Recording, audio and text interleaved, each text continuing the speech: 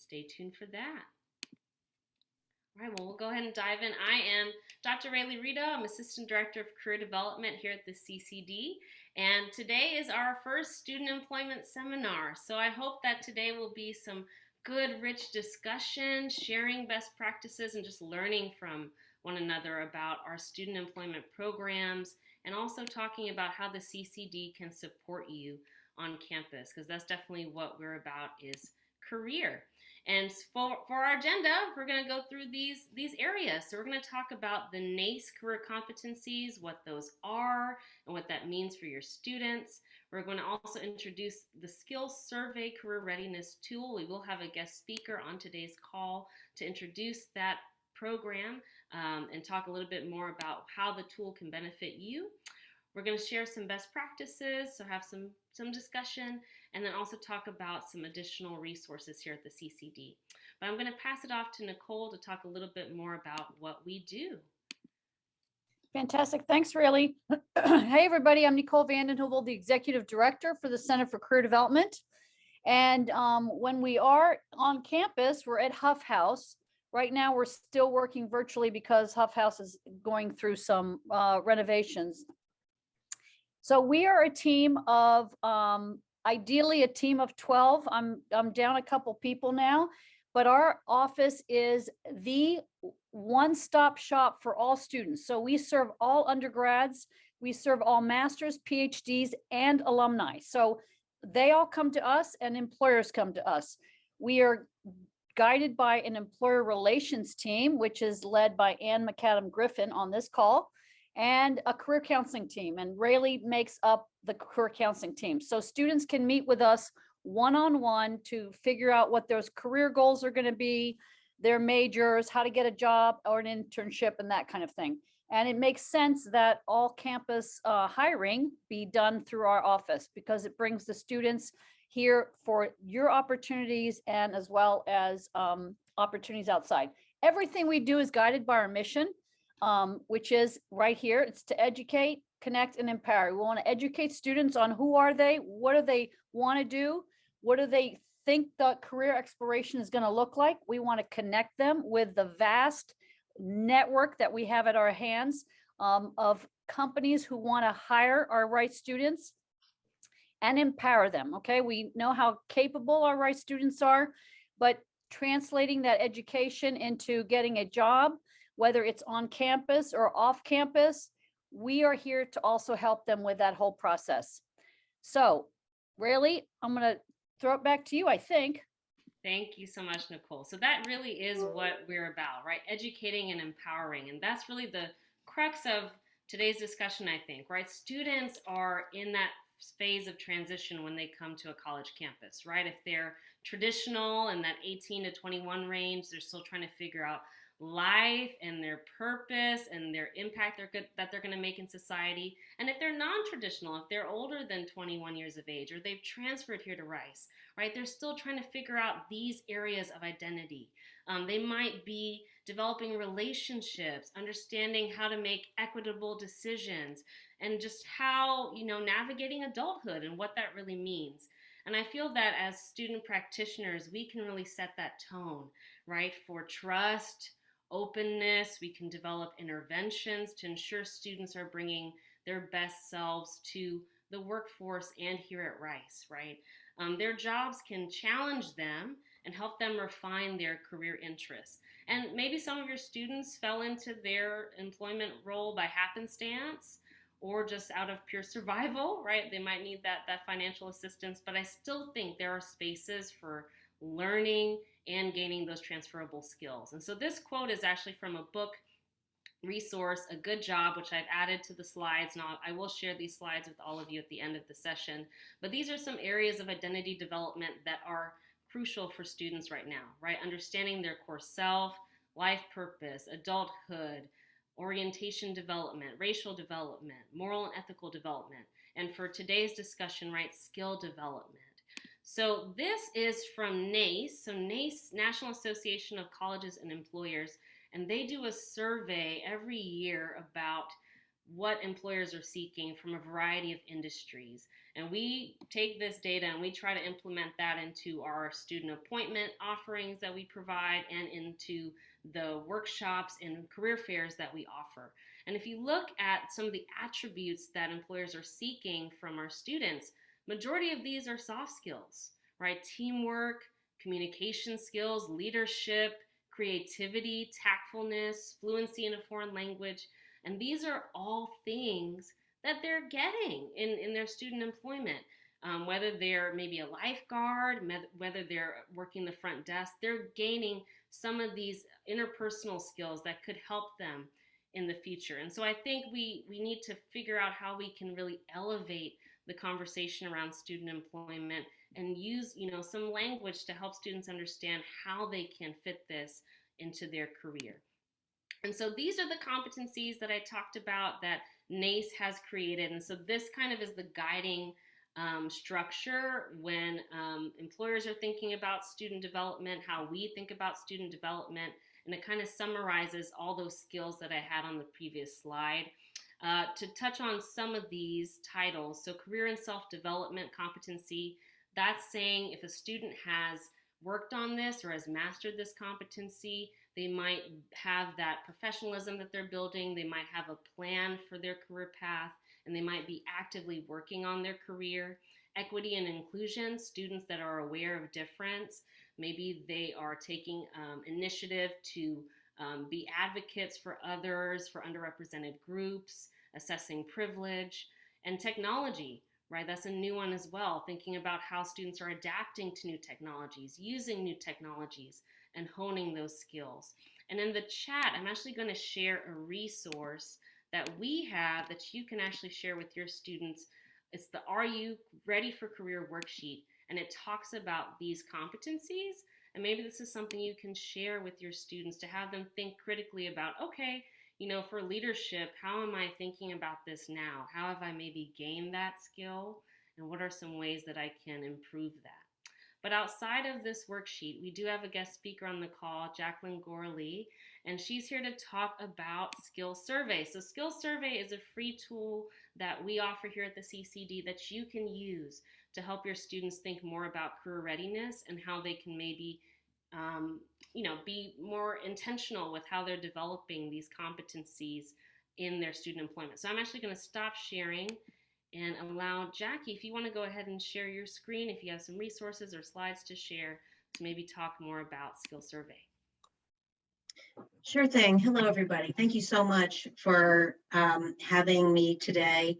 I'm excited to talk to you about what your colleagues across campus are already working with here, the career readiness evaluations and as part of the career readiness project. So Nace is our partner in this project from the beginning, now a couple years, and their competencies are central to what we provide to students with our unique behaviors, soft skill behaviors that have been developed by our PhD IO psychologists on staff here. Skill Survey's flagship product is reference checking job candidates. And so those behaviors and all of that hard data over on the soft skills over the years, we've been building it. We adapted that product to career readiness to help students gain an awareness of their soft skills. So the foundation of the project is a shift from what you know to how you act. The academics and rigorous academics at Rice, your students are learning those harder digital skills in the classroom. And it's the softer human skills that we're assessing here based on past performance or past behavior observed by others. Hard skills, traditionally easier to measure, soft skills, hard to measure and quantify. And our IO psychologists tell us the hard skills are often what folks are hired for, but the soft skills are often why they're let go. So we're trying to help students become aware of key behaviors important to employers to help them succeed when they land at their first destination position. Again, this is the foundation of the assessments that we provide. Future behavior is based on past behavior observed by others. It's predictive. And I dropped the slide in here, though across campus, a lot of Rice students are being evaluated on internship experiences. There are some students who can't afford to pay for internships and those kinds of experiences as part of their tuition. And so student employment is a really great opportunity to give students some feedback, again, before they leave your campus on their soft skills and how career ready they are. And 80% of institutions actually don't require employee evaluations. So we do have many student employment cohorts across campus and with 180 institutions participating. And University of Toledo, there's this cool video that they produced that has integrated their student employment evaluations and the hard data that they get out of participating here into their institutional assessment goals. And, you know, we've touched on this. This is good science, mapped to 8 Nace competencies, accessible. And Raylea just showed exactly what we're showing here, that among these ranked top things employers are looking for, technical skills is actually comes in the position 10 here after all these other soft skills. And so I just wanted to give you a glimpse of what it looks like if any of you are going to be evaluating students. You also get the individual career readiness report, but now we also have a self-serve analytics platform, and we can help you work with your data to find some exciting metrics like the ones I'll show you shortly. And this is a view that what it looks like to students. An evaluator view is also accessible, of course, by phone. And the goal for many campuses is to work across functional areas for institution-wide assessment.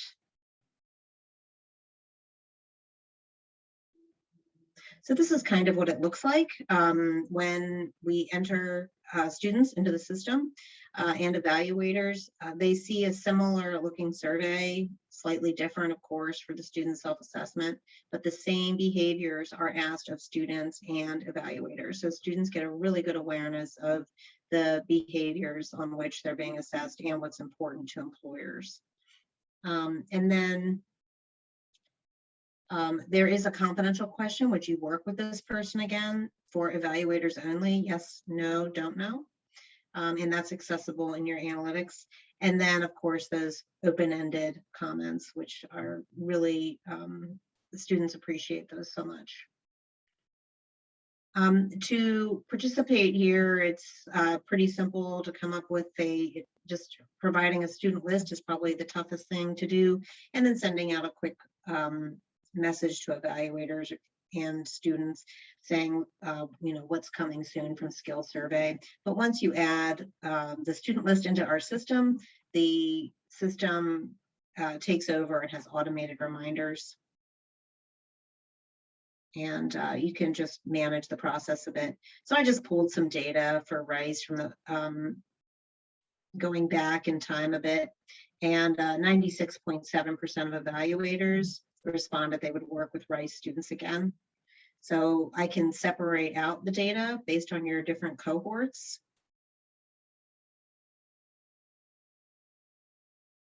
And this is just reiterating what I said earlier about coworker feedback is really great to have if you can have 2 evaluators for a student in addition to the direct supervisor.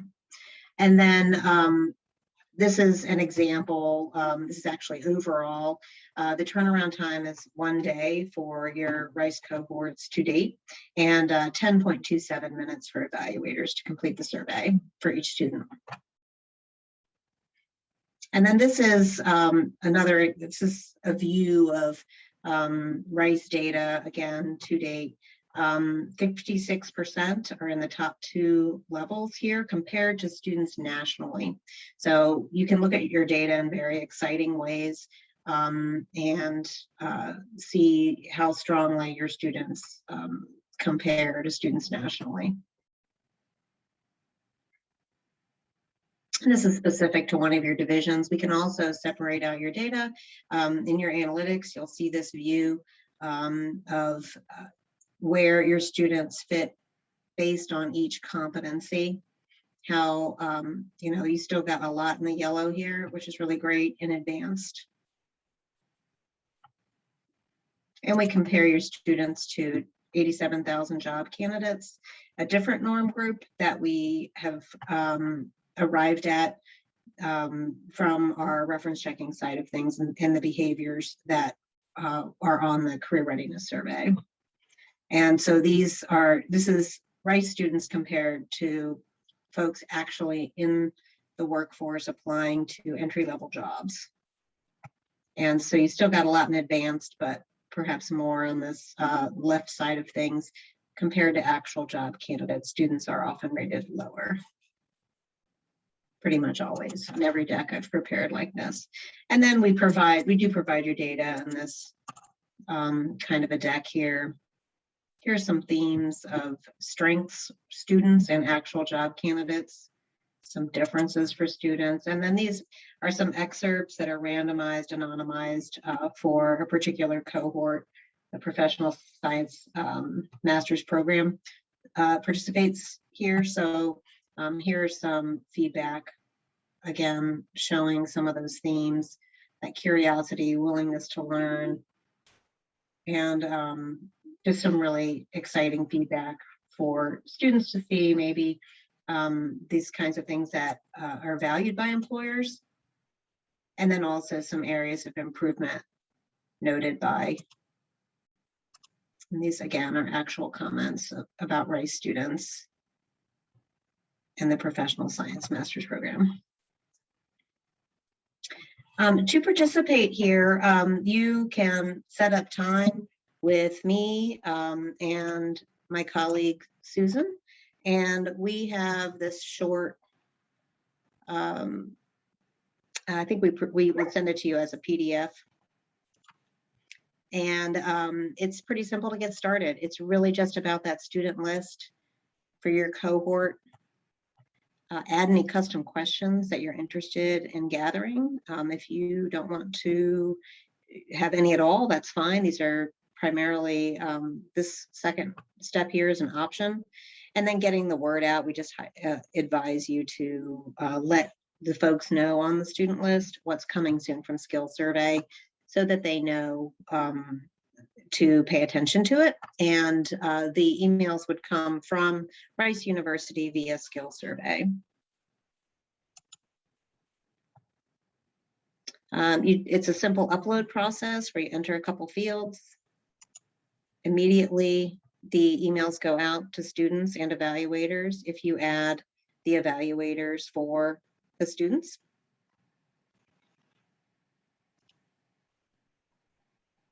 You can nudge with reminders and manage your cohorts a little closer. Or you can let the system just do the work for you. Maybe send a couple reminders after those automated ones are done. And then you generate reports, and then you decide if, when, and how to share reports from within our system. And you can do that for many students at once via bulk action. So it's really convenient. You share the career readiness reports and at those individual URL addresses with the student. You can identify one other person or it could be you, if you're actually doing the evaluations, to receive the report. And we already talked about, this is what the analytics platform looks like. Filtering and nudging. You can add students one at a time to get them into the platform, and you can send reports, and that's pretty much, it's pretty simple. So I hope you'll feel free to contact me anytime. I'll put our email address in the chat. Did anyone have any questions? And you can also, everybody can go through Raylea, because Raylea is our person at the CCD who's managing this kind of benefit. And I can't overemphasize how incredibly great this is for students to get feedback. And we are bearing the cost. The CCD is paying for this service. And Corinne, I see you have Corinne, sorry, you have a question. I do have a question. What are sort of best practices that either Skill Survey or the CCD recommends for helping students to make meaning of those reports, so that it's not just students getting a report and then, you know, a tool is only as good as it is wielded by the user. And so, like, are there best practices? Are there recommendations that you all have, resources, so that we can ensure that that tool is being wielded effectively for our students? We do have, I'll share this with you quickly. It looks similar to, we have a PDF. It's only 12 slides, but for supervisors who want to sit down with students and have a one-on-one, which I've heard from our campus partners, if that's feasible, it can be a very positive experience for both student and administrators on campus. But this can guide you through that discussion section by section as I kind of walked through the individual career readiness report online. It suggests ways to explore the gaps between your evaluator and your ratings. Is there a comment that can help you tell a story to illustrate your skills here and these the open-ended feedback? You can kind of, you'll probably have to work remotely at some point, but you can also show this, how do I compare, what can you do to better align your work behaviors with competencies sought by employers? So this is a very short resource, but one-on-ones, I've heard just anecdotally from several of our partners, are typically like a 15-minute conversation with students. And some students are sharing out their results on LinkedIn, providing evidence of the career readiness. And we recommend you add it in this licenses and certification section. And that's a wrap on that short. That's a fantastic question, Corinne. I think Jackie did a great job of giving that overview, but I think taking that time to have that one-on-one, it is a lot for a student to digest, like these competencies and what they mean. And I do have some later slides that kind of talk about maybe some guiding questions that you could ask. And I know for like your focus, right, being research, like how can they embed some of these competencies into research? Like what does that mean for me, big picture? And I also would say, as another best practice, having them come to see us, right, in a one-on-one appointment or a drop-in to say, hey, I got this report. My supervisor said I need to grow in critical thinking. Like, how do I do that? Or how do I shape that? And I think that one-on-one advising piece could be a great follow-up to this resource. Yeah, thank you both. Any other questions for Jackie? I do have one. Are there any reservations about using this in terms of peer feedback as well? So as the supervisor, I have an interest in actually having the conversation based upon some of this feedback. But for some of my students, their colleagues are actually going to provide a lot more intimate, I guess, references that sometimes they might look at and say, well, I'm not really a supervisor, but I could definitely tell you about your critical thinking skills when we're dealing with problems in the field. And I don't know if this is a platform that's something that we'd be interested in, or if it might mess up actually the larger data that you're trying to collect for the university. Speaking from our IO psychologists, they encourage that additional feedback on soft skills, particularly from coworkers, and they published that article on the Harvard Business Review to that effect. And actually, their research has shown that if you add coworkers to evaluate, students can actually add as many evaluators as they want. We've had a student add as many as 15. So we never limit the amount. So we actually encourage that, and ratings increase if the more evaluators you have. That's an overall finding. That's great. Fantastic. Well, thank you so much, Jackie, for being on the call and sharing that. Really appreciate that insight. And guys, it is so quick and easy. Jackie is amazing. She will do everything for you. It's really just getting the information in the system and learning how skill survey works. But I think that can be one of the great tools that you can use to kind of get this discussion going with skill development. So I'm going to circle back to our slides. And so thank you guys for, when you registered, right, I asked you guys to share some best practices that you all have for your team. And these are some of the answers that we received. So flexible work arrangements for our students as circumstances allow, creating community among the team, personal goal setting and check-ins, assisting the student to be very clear on instructions, setting clear expectations, asking what parts of the task they like and dislike. So we can see already you guys are doing some kind of reflection in your student employment, or at least looking at how to build community, but maybe figuring out how we can be even more intentional, right, with some of those competencies. And Camille, our recruiting coordinator on the call, actually was open to sharing a little bit about what we do at the CCD with our student workers. Hi, everyone. So I work with our small but mighty team of 3 student workers who currently help us manage the job postings on Handshake, our career management platform. The students are working mostly remotely for now, but we've still implemented various activities this fall to help them get involved with the CCD's events and services. So for example, our students help support our on-campus interviewing. And they're checking interviewees in and helping introduce them to their interviewer. So they're getting that practice professionally communicating with employers. They're watching the interview process happen in front of their eyes, and they're getting insight into the recruiting process as well. And we also encourage our student workers to take advantage of the CCD's many services that we have for students. They're our student workers. We want them to take advantage of our services.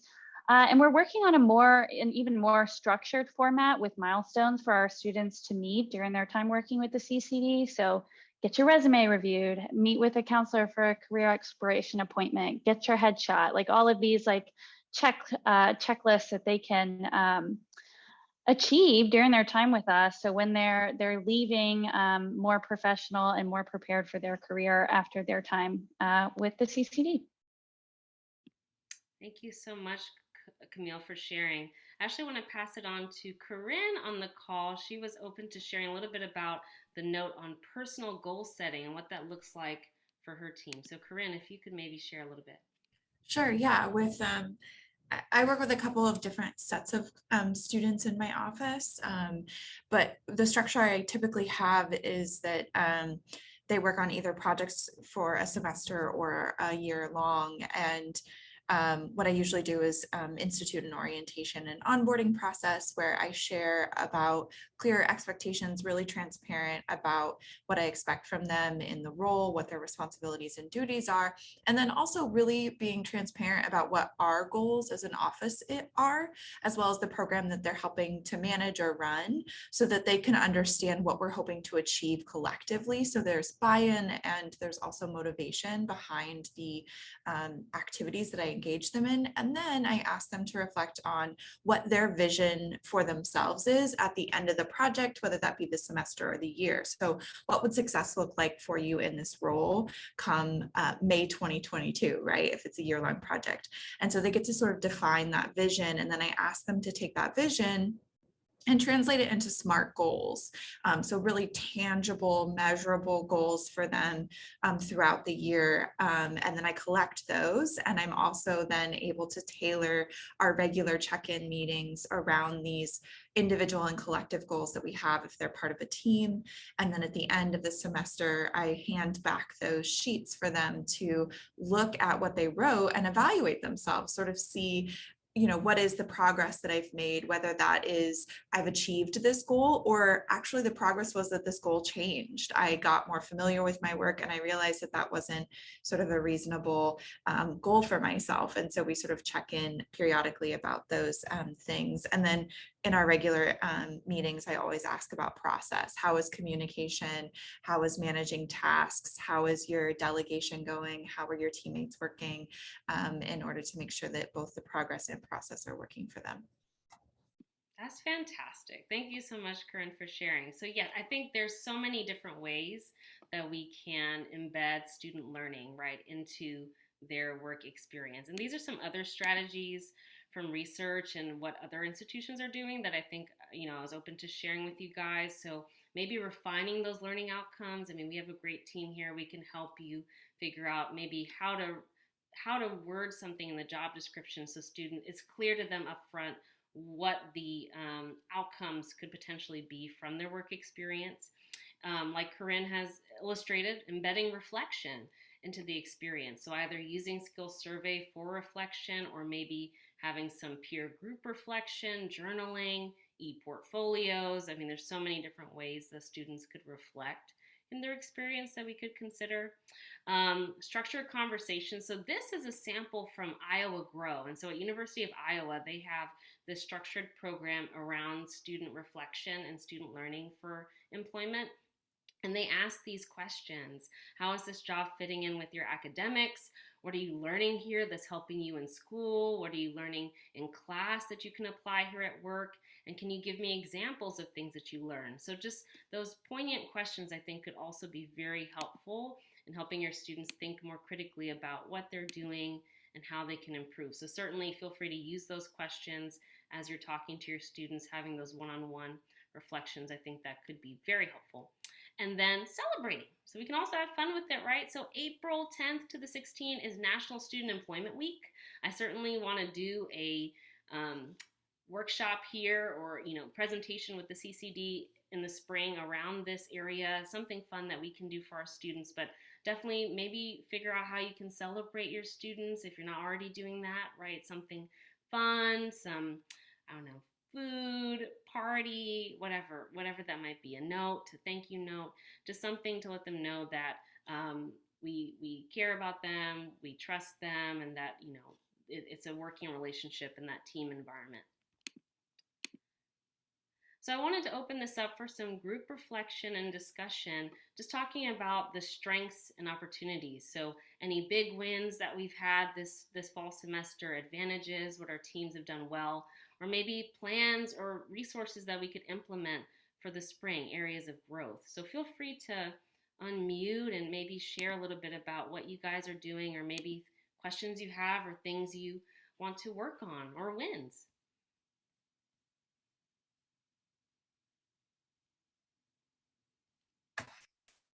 I can speak a little bit actually for the rec center, and then particularly with my program. I think the idea of implementing something like skill survey has come up mainly because we're seeing a smaller group of students work with us right now, which means that we have actually more opportunities to work with them individually. And a lot of our students that have returned, they have been moving into senior positions with more peer leadership and autonomy. And I think we want to reward that with conversations about how are they using this time to effectively prepare themselves. But since we're able to spend this extra time, we're looking at, how can we systematically implement that? So, this year might be a great time for my small cohort of 10, but next year, hopefully they can help us implement that for 20 to 30 students. And everybody sort of benefits from it down the road. Fantastic, Chris. Thank you so much for sharing.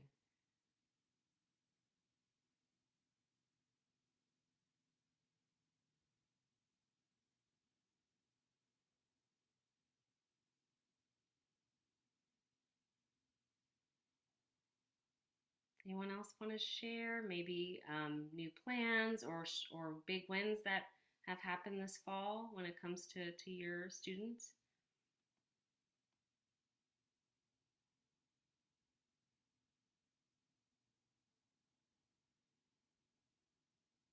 Well, she's kind of a student worker, but she also manages our peer career advisor program. And I feel like a win for us and also for her.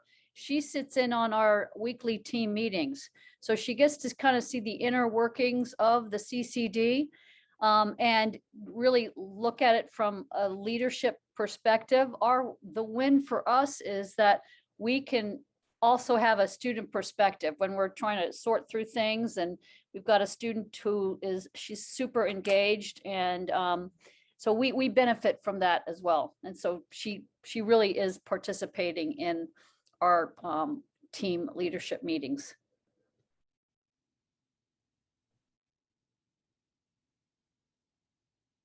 Thank you, Nicole. And if you're not familiar, we do have a peer career advisor program, our PCAs. We have about 30 student volunteers that will do career advising after hours. So they're in their individual colleges helping students with their resume, cover letter, the job search. And so we do retreats with them during the school year. We meet bi-weekly on Wednesdays to talk about different career topics, and they do presentations and skits.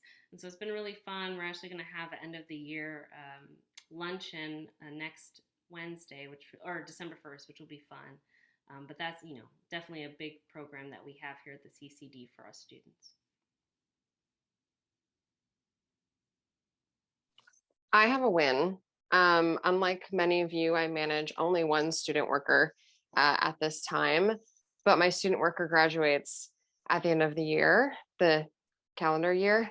And so I was actually really impressed because I was able to post a job on Handshake, hire a new student worker, and then I basically sat down with my graduating student worker and say, hey, I need you to make a list of all the things that our incoming student worker needs to know. And then I need you to determine what you can train him on. And then I need you to do it. And I don't really want to be part of it. Just make it happen. And I had no doubt she'd be able to do that because she's incredible. It's fine. I'm not crying. It's fine. But I was really proud of and impressed by how I didn't have to tell her how to do it. She just made it happen. And to me, if she's worked for me for 3 years and we got to that point, like that's a really big success for me and for her. That is awesome, Kyle. I'm sorry you're losing her, but at the same time, I feel like you've probably been a great mentor and role model for her for sure. Gosh, I hope so, because she and I started almost at the same time, so we've both grown.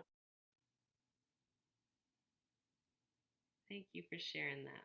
Well, definitely something to think about. What are the wins and opportunities, areas for growth, and how we can be a part of that, right? So our appointments, if you're not familiar, we can advise students in a variety of ways on our team. So if it's major career path exploration that your student has said they're curious about, or if they have an upcoming interview or resume help, we can help with all of that. And we also have partnerships with nonprofits in the area. So if your student is looking for professional attire and they have an upcoming interview, they might want to check out Career Gear or Dress for Success and get an entire professional wardrobe for free. So we have a lot of cool resources here at the CCD that your students can tap into.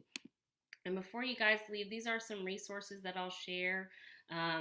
The Nace Center, this is a link to just the Nace website and some of those resources on career competencies, recent research that you might want to check out.